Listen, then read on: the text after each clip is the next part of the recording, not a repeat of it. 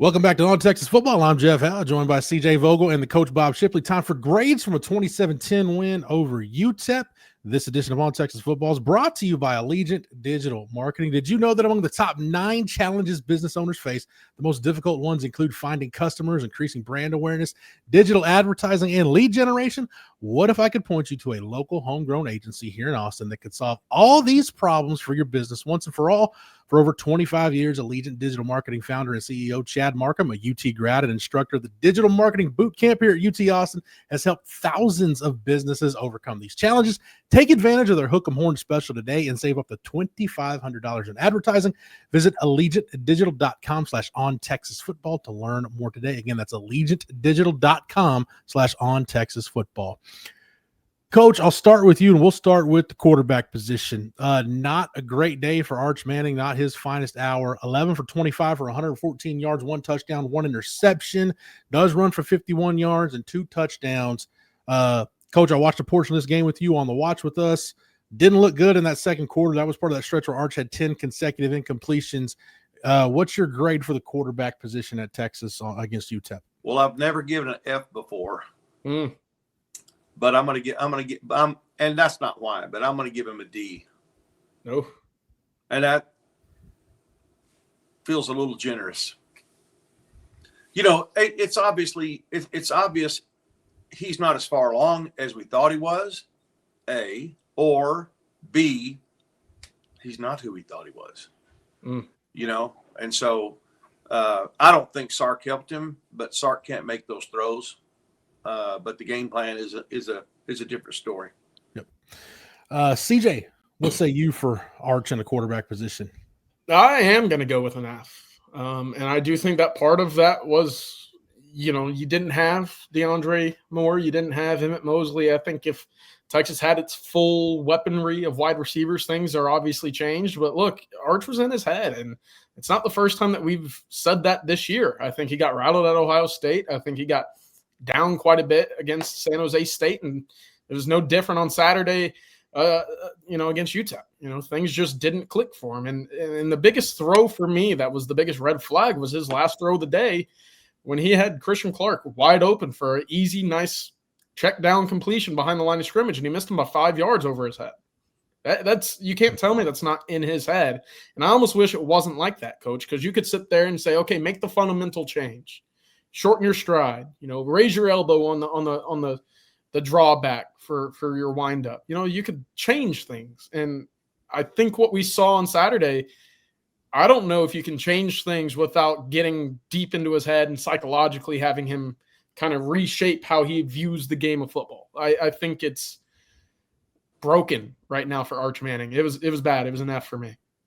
Coach, I want to stay with Arch real quick because I just see a guy that just doesn't, we could call it swagger or whatever. Just looks like he's just not playing with confidence right now.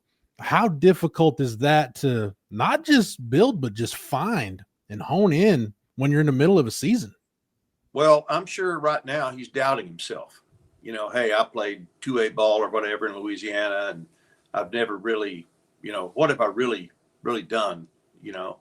And that's not necessarily his fault.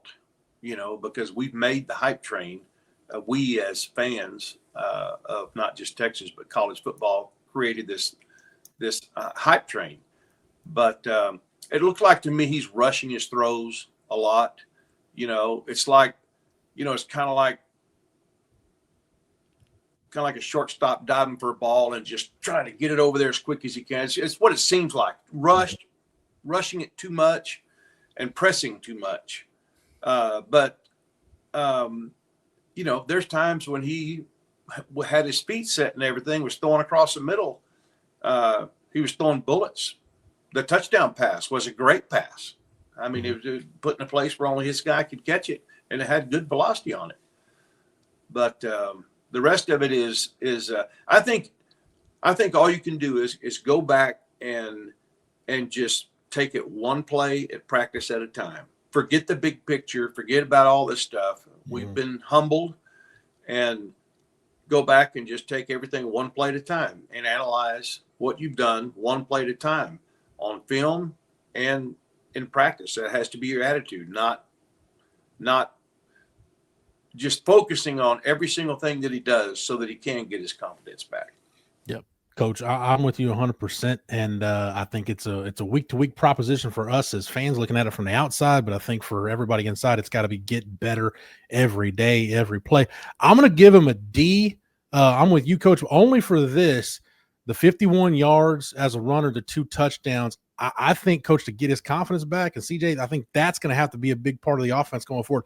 Much bigger part than what Sark or I think any of us thought it was going to be. But the running game seems to be kind of the one thing, CJ, that Arch can hang his hat on right now that he probably does feel, to Coach's point, it's probably maybe the only thing he does feel good about right now.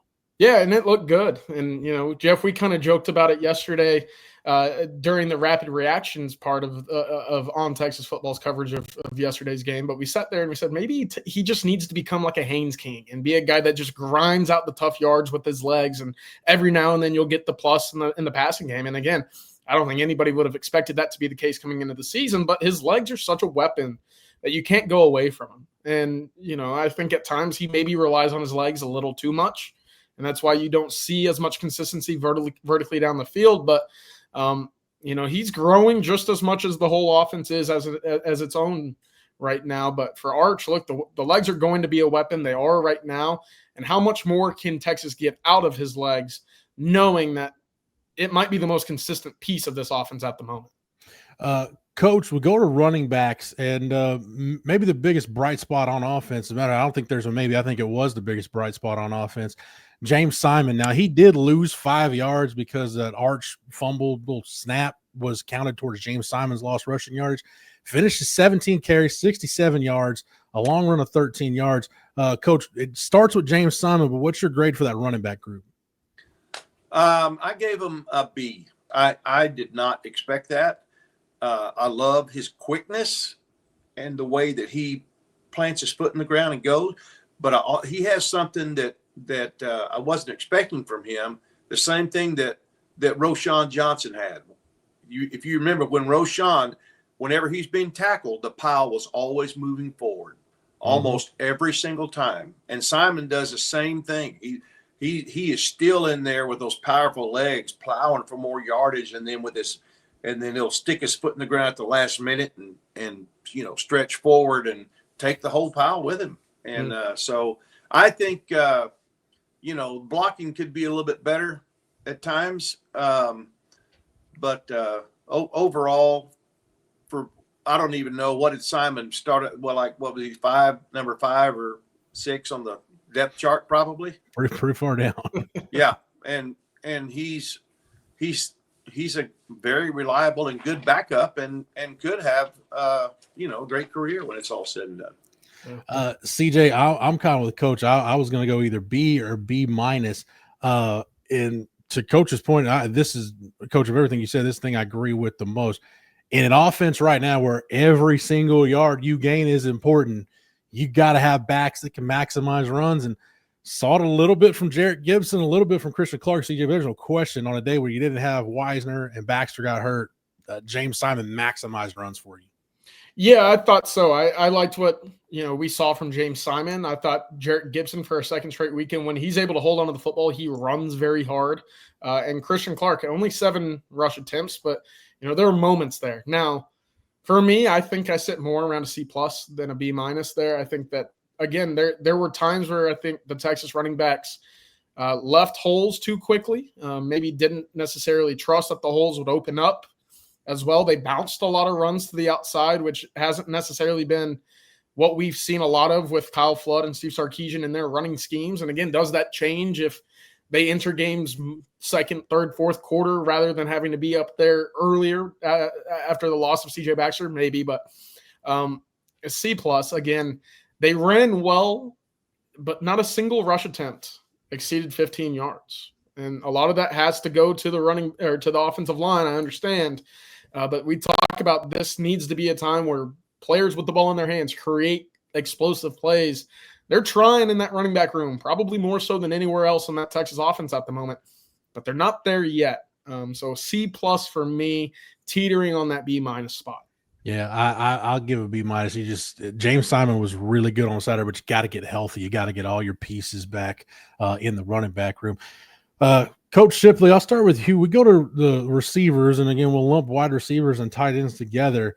Coach, I almost want to give this group an incomplete just because I don't know, as off kilter as a passing game was, I don't know how you can really give a grade, but I'll give you the floor first, Coach. What do you got? Well, as far as the tight ends go, I thought overall, we didn't have the huge performance with 2 touchdowns in that tight end room like we did last week. But I feel like the opportunities they had, they did a good job. The blocking was pretty average. It wasn't. I didn't see many times where they cost us, a loss of yardage or anything like that. But I feel like that I gave them a B minus. Probably should be a C plus, but I'm pumping sunshine today. Somebody needs to, so I'm going to go with a B minus. The wide receivers, you really can't blame them for. So you go back and you grade them with their blocking. I gave that group a C. Yeah, and CJ, that's not a knock on that group, but again, kind of I said it, Coach said it with the wide receiver specifically. I don't know how you give this group a grade other than maybe the C for participation, and that's not their fault. Yeah, I mean, bare minimum, basically for me is what I saw out there from the wide receivers. Again, there weren't many opportunities for a lot of those incompletions to be caught, but let's not forget there was a block or an illegal blindside block that negated a personal foul first down for the Longhorns. There was a key crucial third down that you had a wide receiver and tight end basically run into each other to force an incompletion. I didn't think that the blocking on the outside was necessarily great. There were moments, especially early on when you had that first team unit out there. So look, again, you're hamstrung pretty tightly right now. You only have Parker Livingstone. You only have Ryan Wingo. And again, I do think this team opens up its playbook when an Emmett Mosley returns, when a DeAndre Moore is healthy. Because right now, I don't think Texas trusts the guys buried on that depth chart. And I think you're very much playing with one arm behind your back when you have to trot out Ryan Niblett and when you have to trot out a lot of these guys who haven't seen snaps before. You just are. Aaron Butler, it's not moving the needle for the defense to adjust what they're doing. So it will get better. It can't get worse after today. But altogether, it's a C minus. They just, they were out there. That's all I can say, really. Yeah. I'm going to go with a C for that group again, just because it's just really, really hard to give a grade considering how off kilter the passing game was. Coach, start with you on the offensive line. Saw some good things that looked better than last week in San Jose State. Saw some times where it wasn't clicking. So at the end of the day, what's your grade for the O-line? Well, I would probably give them a B minus, but considering they're playing UTEP, I'm going to give them a C. I feel like still at center, I still don't think we're where we need to be yet. And Baker missed a block pretty bad there in the first quarter of that opening drive or first scoring drive, and then came back and got a great block. He blocked down a combo block on the defensive tackle and then rubbed off on the linebacker and then I watched him specifically several times, and he's getting better, but overall I think you just overpower a UTEP team that just finally ran out of gas and lost their enthusiasm, and we just kind of wore them down, towards the end. But it's just, and the reason I give them that grade and all the grades is because it's not maybe how well they did against the competition. What's the standard? Right. What is the standard? The standard is go in and beat Ohio State, could beat Georgia. That needs to be the standard, and we need that type of effort, and that's what I'm grading it on. Yeah. Yep, I agree, Coach. CJ, kind of what Coach was talking about there. It seemed like for all the good the O-line doing when it looks good, when those mistakes happen, it's a missed block that blows up a play. It's a penalty that gets you behind the chains. Those mistakes are not little things. They're pretty big mistakes. And I don't want to say it wipes out the good, but it just happens at times where it doesn't need to happen and it stands out. Yeah, I didn't think there was much good to wipe out to begin with, especially in the running game. Again, I go back to you had 56 rush attempts. You didn't have one single rush over 15 yards. You had 7 that were longer than 10, but 4 of those come on QB keeps or scrambles. So you have 3 rush attempts on the entire day that exceed 10 yards on the ground. And again, I know that Texas basically put the passing game in its back pocket and said, yo, this isn't working either. But at times you hear announcers say you could you could drive a truck through that hole. I don't think at one point this year I've been able to say, wow, that was an open hole. They blocked that to perfection. And Coach, you're right. Texas maybe doesn't have the best combination up the middle with its center and its guard combinations. I think left guard is still there needs to be more. I think at right tackle, you certainly need more, especially in the run game.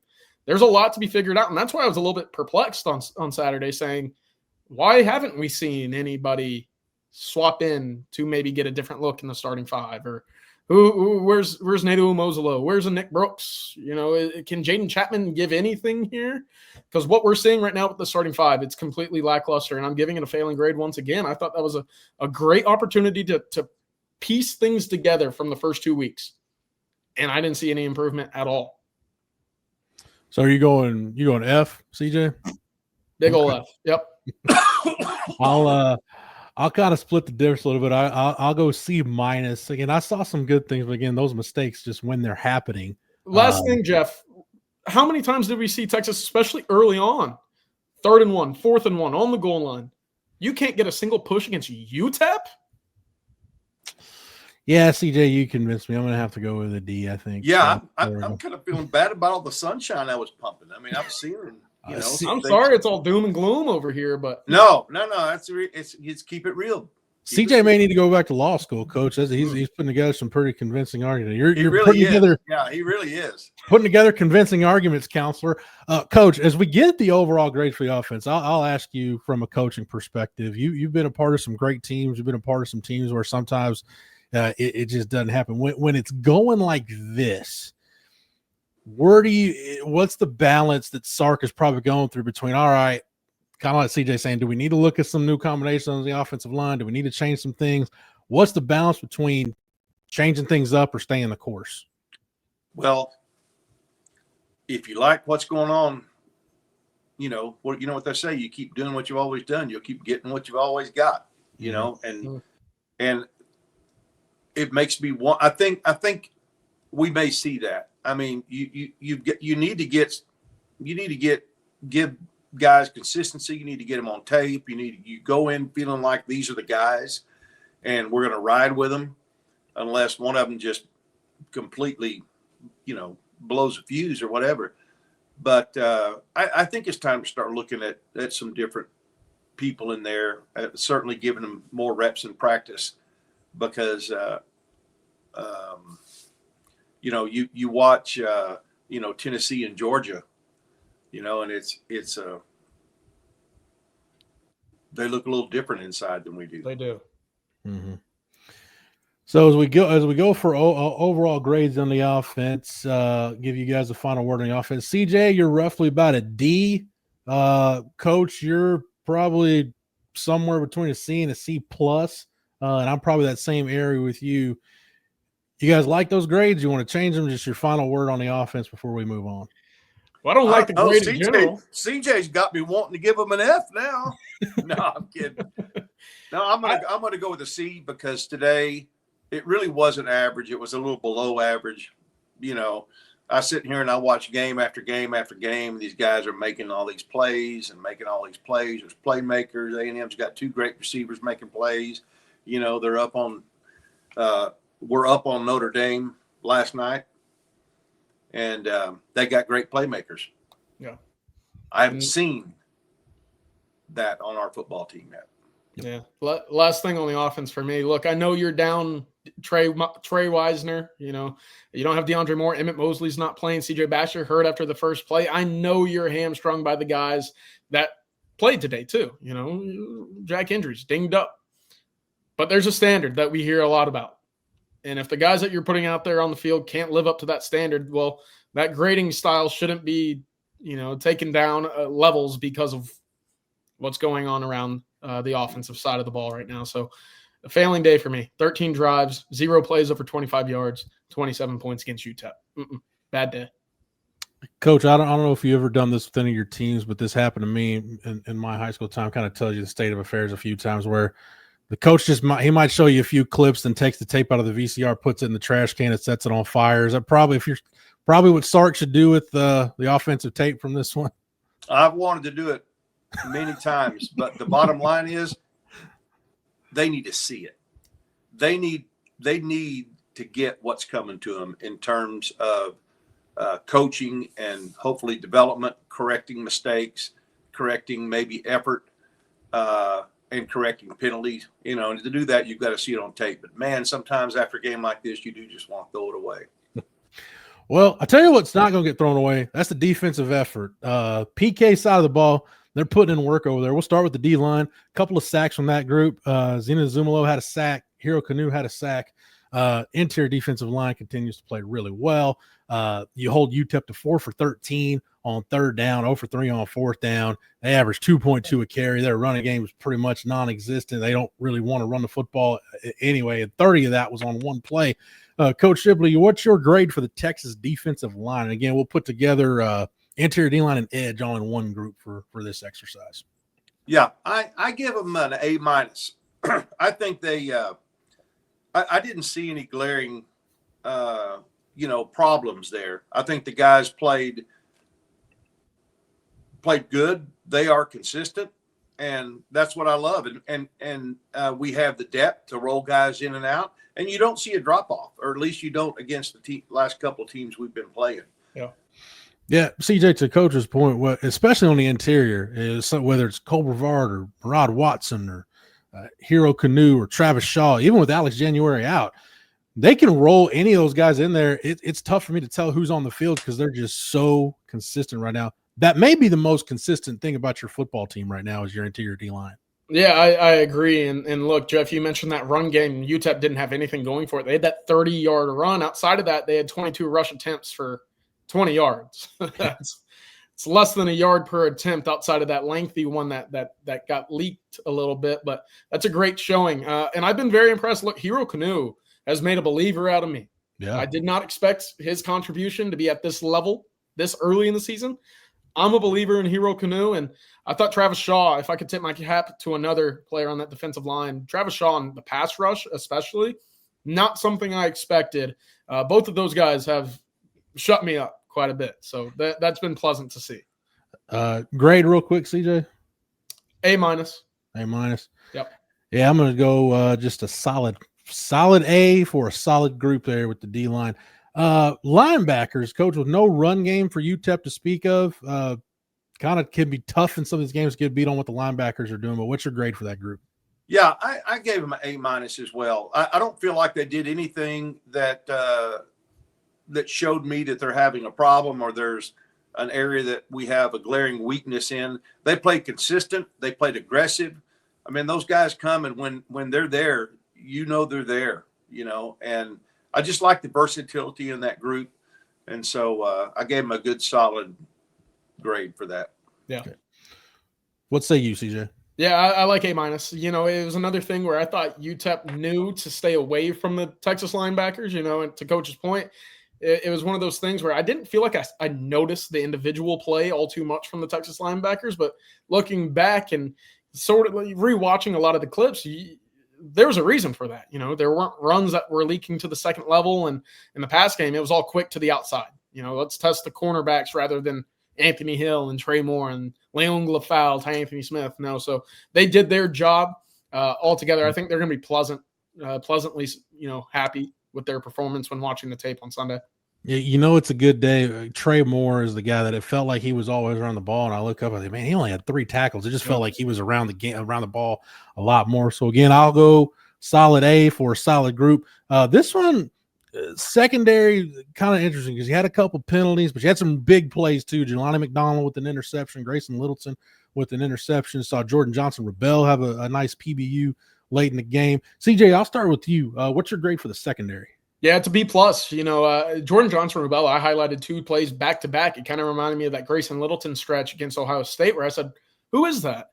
Oh, he did it again. Oh, that's Jordan Johnson-Rubella. Okay, that's what you want to see in games like this." And you probably didn't see any of that offensively, but defensively, that's great to see, especially for a guy that maybe has slipped a little bit, but due to Xavier Filsaime not playing today, there's your opportunity. Now go make the most of it. I thought he did.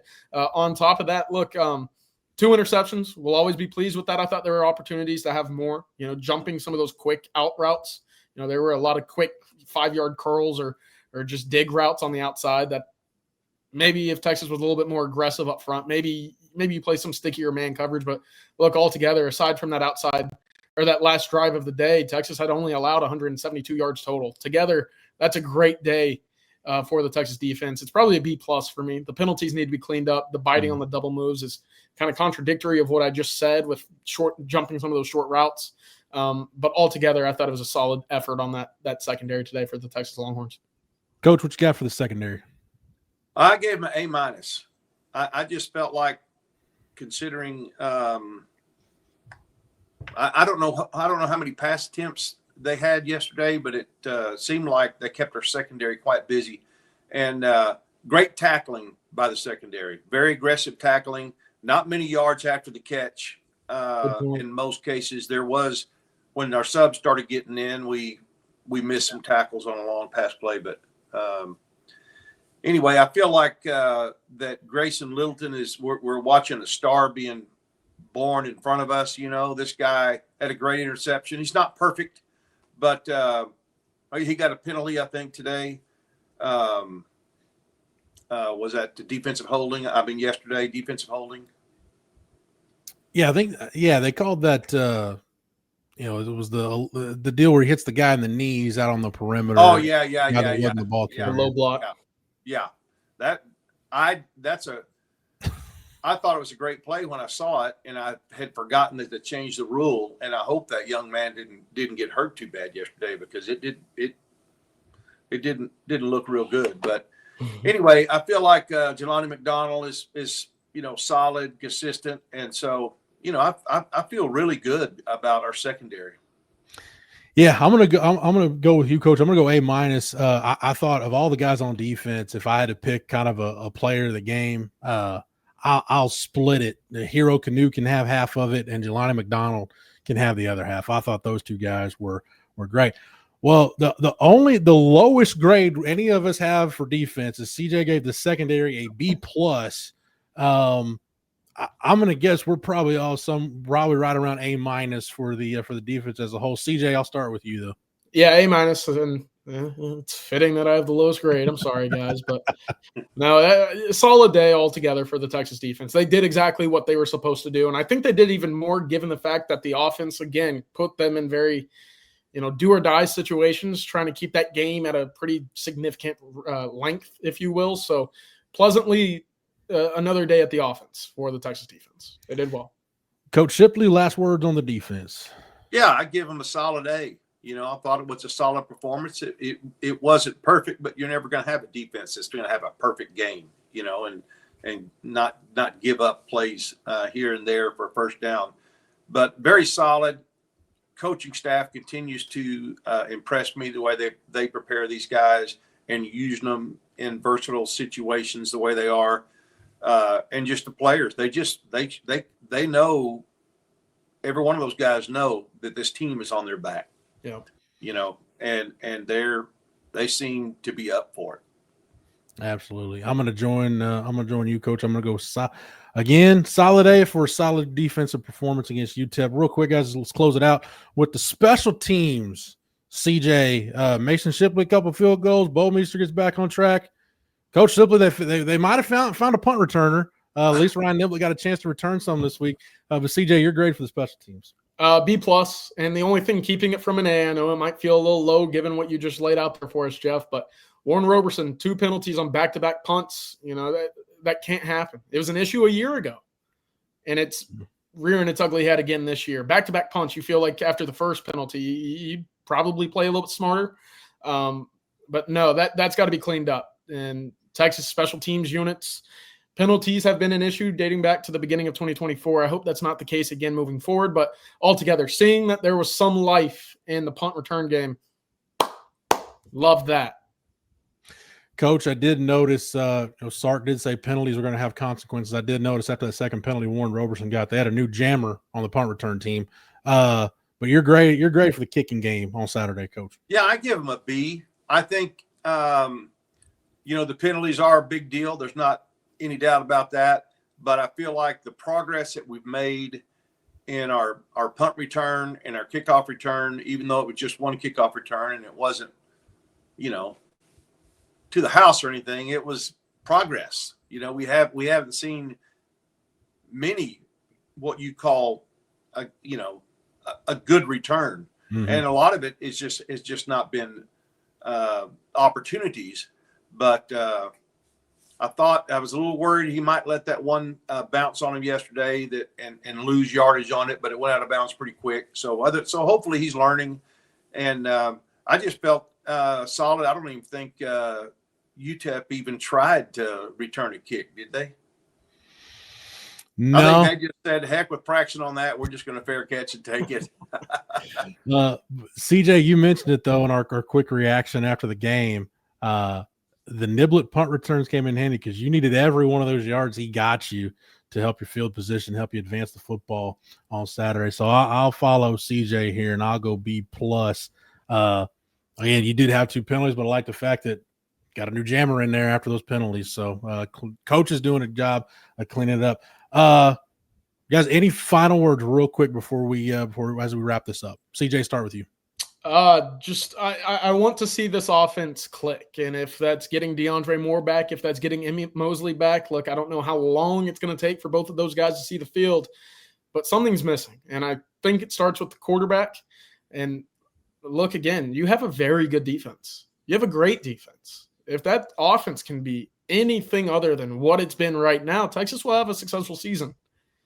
But until I see that, I'm kind of going down the path of, well, you're going to need every single yard you can get. You're going to need to take the points at every chance that you have the opportunity to do so. You're going to need to rely on that defense to, hold off 80 or 90 yards and play the field position game because they just don't have the juice offensively right now. So lean on that A+ defense. That's your strength. We'll see. Coach, final words. Yeah, I agree a lot with CJ. I hope, though, once we get into the second half of our season schedule, maybe after game 6 or 7, that we have seen our playmakers get back on the field that are healthy. We've seen Art settle in and everything start clicking, because if we don't, there's already a lot of people saying that Art should be pulled down, and I think if Sark has proven anything, he's proven that he's going to stick with his quarterback. Definitely. He did that with Quinn. He's not, and that would cause a tremendous rift, and I don't think it's warranted yet. I think this is why you played the 3-game stretch we're playing right now, is to try to get some things worked out. It's just that there's more there than I thought there was, and I don't know when he's going to get it fixed. Because it's critical that he does, and if it doesn't, it'll be a really, really sad story. Yep. Week-to-week proposition with the offense, but to your point, CJ, this looks like another really, really good, dare I say, chance to be elite defense for Pete Rutkowski and the Longhorns. CJ, Coach, thank you all for the knowledge and expertise as always. Thank you to Matthew behind the scenes for producing it. Thank you to Allegiant Digital Marketing for sponsoring it. Make sure you get over to ontexasfootball.com. If you're not a member over there, sign up right now. Use the promo code OTFOG. That'll get you 1 year of access over on the site for $39.95. Make sure you like this video and that you're subscribed to the On Texas Football YouTube channel. That way, whether it's here on the channel or on the site, you're not missing anything before, during, and after every Texas game throughout the 2025 season. For CJ, for Coach, for Matthew, for Allegiant Digital Marketing, and the entire On Texas Football staff, I'm Jeff Howe. Thank you so much for watching and listening. And until next time, welcome.